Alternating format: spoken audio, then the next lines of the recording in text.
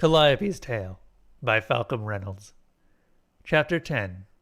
Voice of the Sea.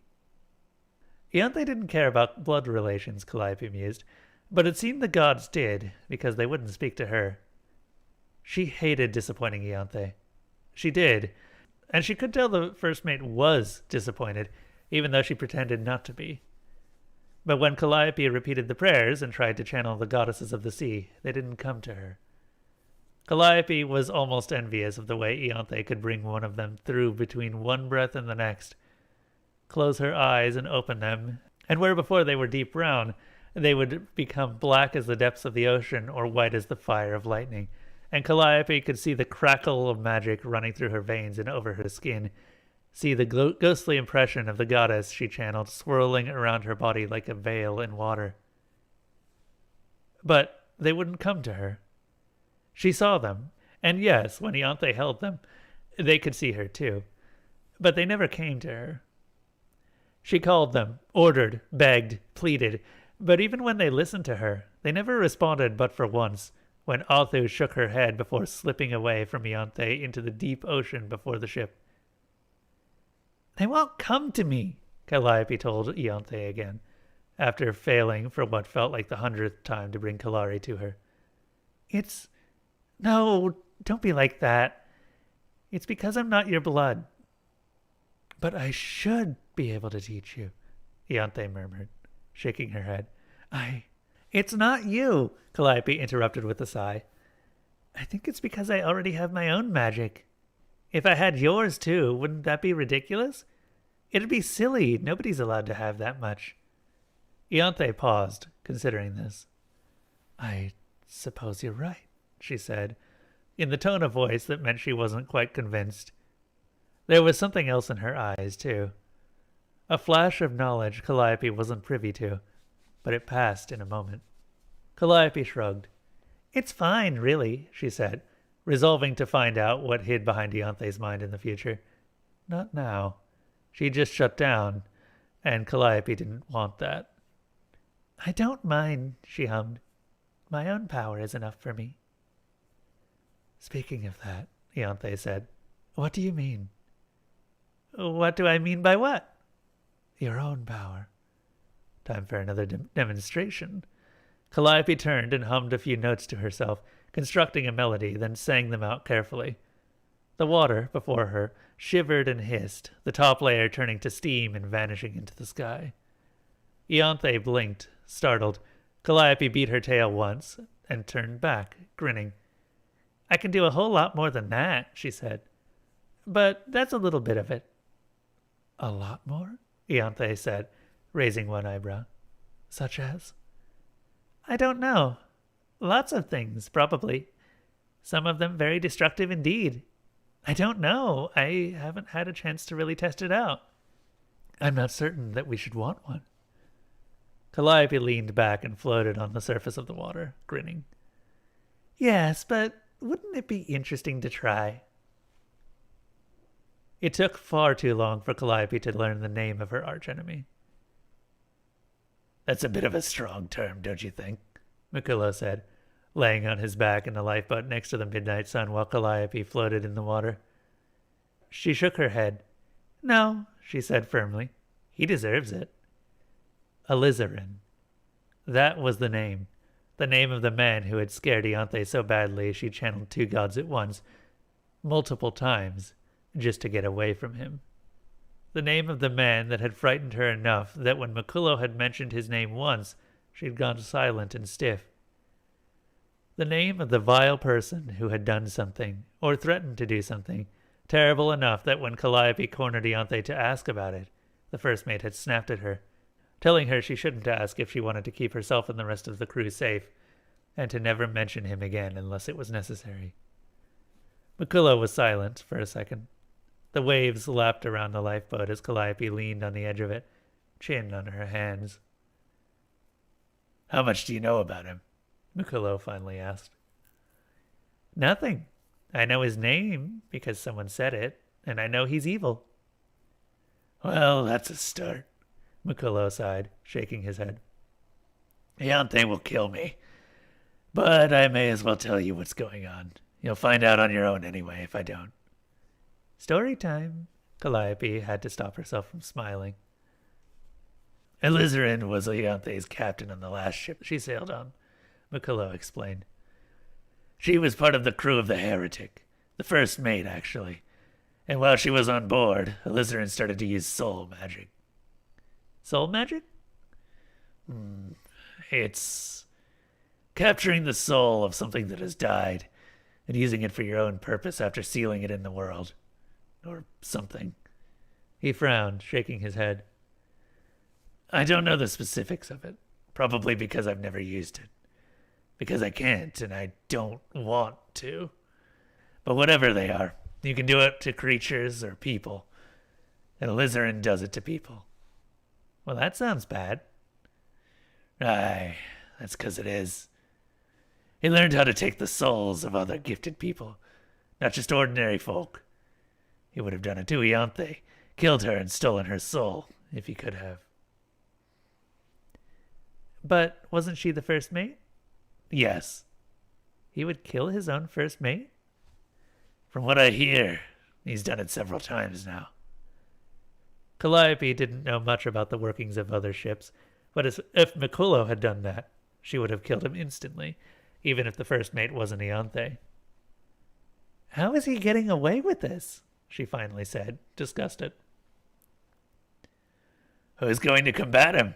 His ship sails faster than any other, and if you die in battle with him, he'll steal and enslave your soul. No one wants to risk that. But someone should stop him. No one has yet. Calliope made up her mind. I'll stop him. Let's not jump the gun here, Makullo responded, raising his head to look over at her, expression caught between frightened and dubious. Oh, why not? Someone needs to kill him. It might as well be me. Makullo opened his mouth and shut it again. I've fought monsters before, Calliope said with a shrug. I can do it again. This is different, Makullo tried desperately. He's not a serpent, something you can simply grab onto and rip apart. He's got magic. So do I. Makullo sputtered. He's clever, and he'll use every trick he can against you. Calliope smiled. This was what she wanted to hear. Makullo giving her tips on how to fight. His voice sounded like he wanted her to give it up, but the words said he wanted her to win. Excellent, she said. Tell me more.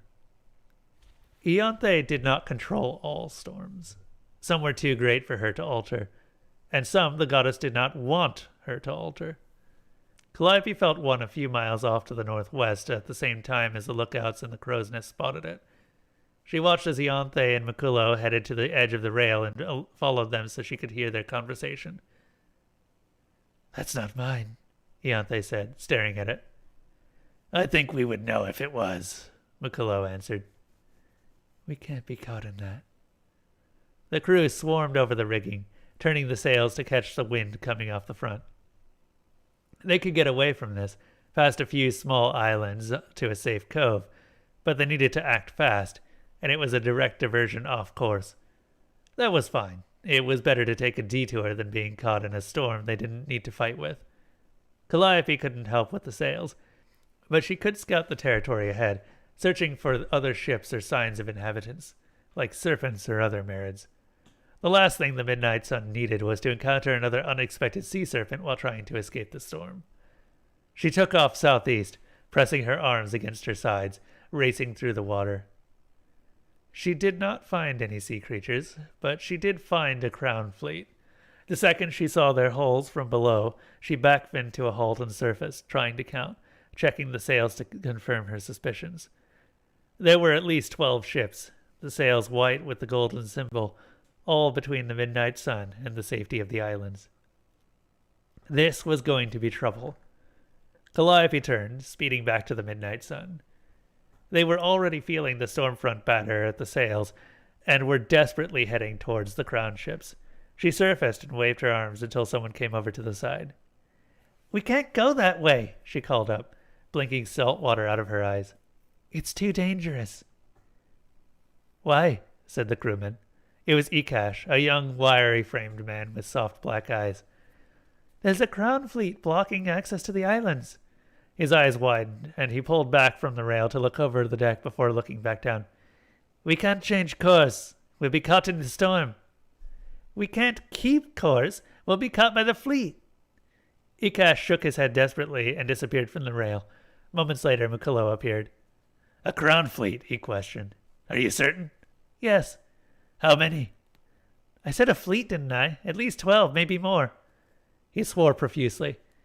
"We're going to have to get past them somehow." Thunder cracked overhead. Calliope saw the lightning arc from one black cloud to the next. She swallowed nervously, feeling the swell grow rougher. "Are you sure we can't manage the storm?" she asked, but she already knew the answer. Mikulo shook his head. Ianthe? Can you deal with this storm?" Calliope didn't hear Ianthe's response, but she did see Mikulo's expression fall and heard him swear again. He tried to say something, but the wind whipping by stole his words. The wind whipping by. Calliope narrowed her eyes, thinking, and glancing to the southeast. Maybe. "Let me up," she yelled, looking back to Mikulo. "What?" "Let me up! Quickly, quickly!" She beckoned. "Get me on board. I can help." It had been quite some time since she had been brought on board. A few crew members stopped working on the sails and lowered a lifeboat for her. She hauled herself in and winced as she felt the full effect of gravity pin her body to the boat. Being out of the water was awful. But she didn't have a choice, and she could help right now. "Hurry!" she called, watching the crew pull her up. "Come on, come on!" The sails billowed, carrying the ship further. "Keep her going," Calliope said to Mikulo as the boat reached the rail. "I can deal with the fleet." "I beg your pardon?" "I need to get to the front of the ship." Calliope addressed Aisha, who had been one of the crew who pulled her up. "Quickly!"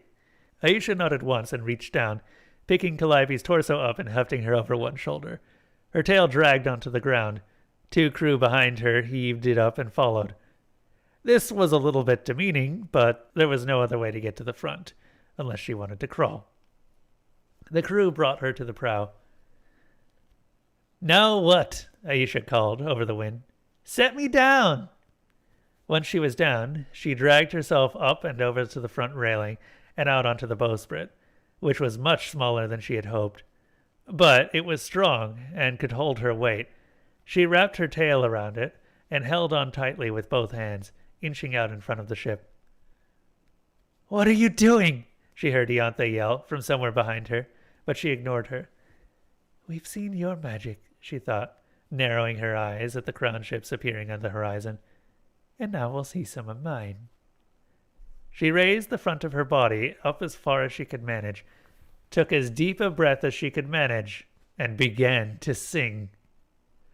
Ianthe dealt with creating and controlling. Calliope could bend what was already there, convincing things to be different, stop minds from thinking. She wove a tune into the wind. Not the sound she used to stun fish before catching them, but a nearly wordless chain of notes that ensnared, enraptured, enchanted. Behind her, she heard the crew's work falter. She glanced back once and saw Ianthe staring at her for a moment, and felt a brief stab of fear in her heart. Would she accidentally ensorcel her own ship's crew? No. Ianthe nodded to her, expression caught between fierce determination and even fiercer pride, and turned away. The crew, used to hearing Calliope's voice, shook their heads free of her song and kept the ship's sails full. Calliope turned back to the southeast and sent her words away on the wind. She could almost see the shimmer of her magic in the air, caught like a fishing net in a current, whipping away towards the Crown Fleet. She saw that magic alight on those ships, and as the midnight sun drew closer, the fleet remained perfectly still, unmoving, not even preparing themselves for the oncoming storm. The crews of the crown ships had been struck dumb. They were standing, completely still, heads cocked to the side, ears filled with song. Calliope could see them staring with glassy eyes at the midnight sun as she slipped past them towards the islands, and the sun's crew murmured uneasily amongst themselves to see the sailors so lost. She did not falter. None of the crown ships moved to stop them. One of them had cannons half loaded. They'd probably seen the midnight sun coming. But the cannoneers now stood idle, the cannonballs laying on the deck where they'd slipped out of their hands. "Stay there," Calliope sang to the crown sailors. "Stay here, and dream of a ship, and dream of a merit who sang to you, and dream of clear skies, and do not listen to the sound of thunder. It is a lie, a terrible lie, told to you by a distant goddess. Listen to me. Stay here. Dream." The sun made it through. Calliope could hear the storm closing in and watched as the sun glided around the corner of the islands and made her careful way to the channels. The wind wouldn't carry Calliope's voice anymore. She stopped singing and braced herself on the bowsprit, head spinning. She shook her hair out of her face, trying to keep her vision straight. The midnight sun headed around the southeastern side of the island ring and dropped anchor in a sheltered cove. The storm came. Calliope saw it drop gray curtains of rain down onto the crown fleet. She watched it obscure the jungle of the islands and come racing across the water's surface to drench the midnight sun. She dropped off the bowsprit into the water when it did and darted over to the shallow cave in the rocky walls of the lagoon, out of the rain. It roared on the cliffs, pounded on the surface of the sea. No one pursued them.